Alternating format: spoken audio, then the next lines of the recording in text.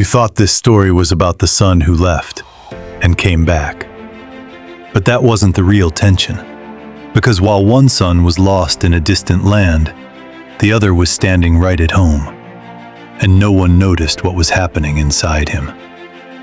In part 1, you saw the rebellion, the fall, and the decision to return. But right now, everything shifts. Because the moment the younger son comes back, something unexpected rises. Not joy, not relief, but anger. And what the older brother does next will force you to question everything you thought you understood about this story. Stay with me, because this changes everything. He's still a long way off. Dust on his feet, hunger in his bones, shame in every step. He's rehearsing it again, over and over. I am not worthy. Make me a servant.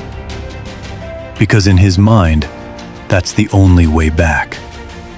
Not as a son, but as a worker. And then, it happens. Before he reaches the house, before he finishes his speech, someone sees him. His father. Now pause, because this changes everything. In that culture, fathers didn't run. Men of honor, men of status, they walked. Slow, controlled, dignified. But this father? He runs. Not a slow walk, not a careful step. He runs. Lifting his robe, exposing his legs, ignoring the shame, ignoring the whispers, ignoring everything. And the whole village sees it. Because this isn't just a reunion. This is a scandal. The son freezes. This wasn't part of the plan. He expected distance, judgment, rejection. But instead, he sees his father running toward him, like he never left. And before he can think, he's embraced.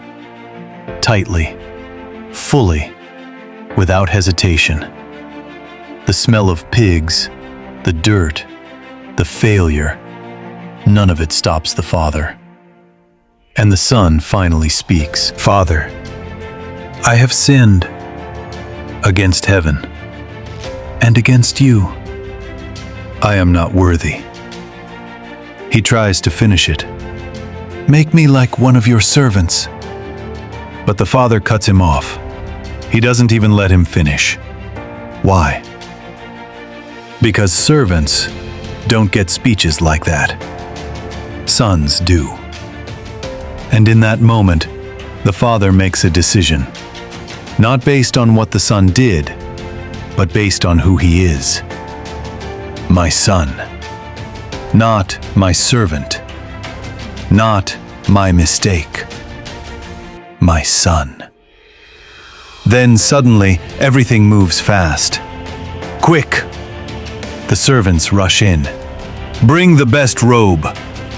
Not just any robe, the best one. Put a ring on his finger. That's authority. That's identity. That's family. Sandals on his feet. Because servants don't wear sandals. Only sons do. Do you see it? Everything the son tried to give up, the father restores. Fully. Publicly. Without conditions. And then, the unthinkable. Kill the fattened calf. Now listen carefully. This is where it becomes a scandal. That calf was not for a small meal. It feeds the entire village. This isn't private forgiveness. This is a public celebration. The same village that saw the son leave in disgrace now sees him honored, restored, celebrated. And people are whispering, Why? After everything he did, he wasted it all. He dishonored his father. And this is how he's welcomed back? Because grace doesn't make sense to people who are keeping score. Music starts. Laughter fills the air. The house is alive again. For this son of mine, the father says, was dead and is alive again. He was lost and is found. And just like that, the story should end, right? A broken son returns, a loving father forgives, a happy ending. But no, because outside the house, in the shadows, someone hears the music. The older brother. He's coming back from the field, tired, sweaty, faithful as always. And he stops because something feels wrong. There's celebration, noise, dancing. So he calls one of the servants. What's going on? And the answer changes everything.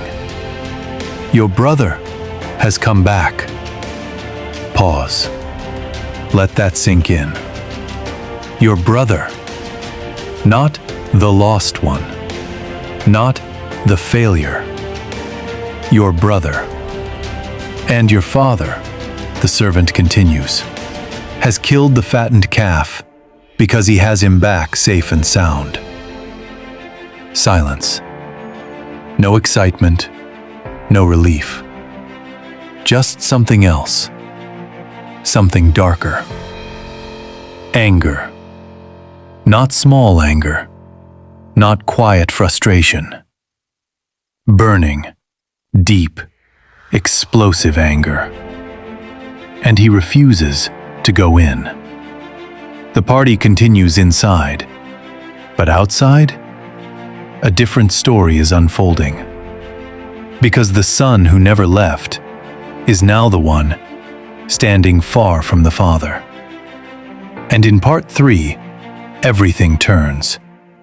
Because the older brother finally speaks. And what he says reveals a truth most people are not ready to hear.